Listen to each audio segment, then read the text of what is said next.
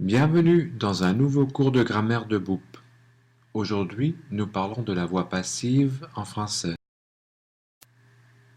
Au contraire de l'allemand, qui forme le passif avec l'auxiliaire werden, le français se sert du verbe être et du participe. Regardons des exemples.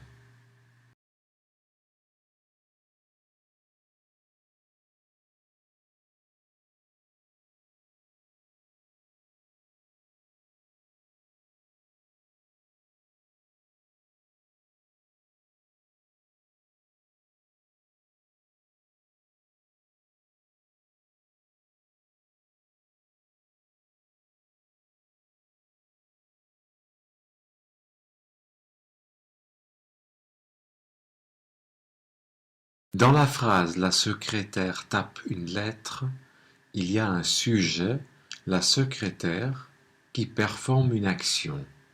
L'objet de cette action est la lettre. On appelle cela la voix active. Dans la phrase « La lettre est tapée par la secrétaire », on donne les mêmes informations, mais maintenant l'intérêt porte sur la lettre et la direction de l'action a changé. On peut mettre à la voix passive seulement les phrases qui contiennent un complément d'objet direct. Les verbes qui n'ont pas de COD, les verbes intransitifs, ne peuvent pas être mis à la voix passive.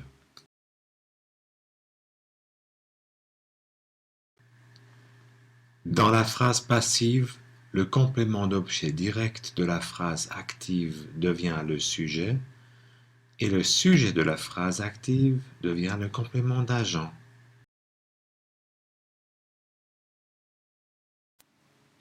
Souvent, le complément d'agent est clair et ne doit pas être nommé, ou bien au contraire, il est inconnu et ne peut pas être nommé, comme dans ces deux phrases.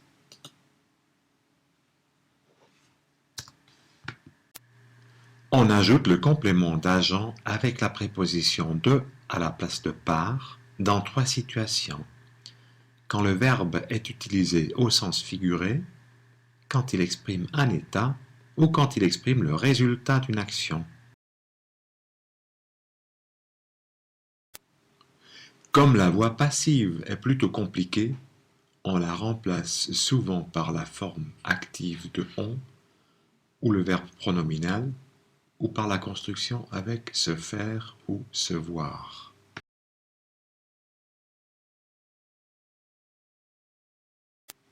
Vous avez un autre problème en français? N'hésitez pas de visionner mes autres cours sur YouTube.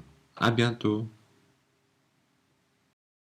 Created using Powtoon.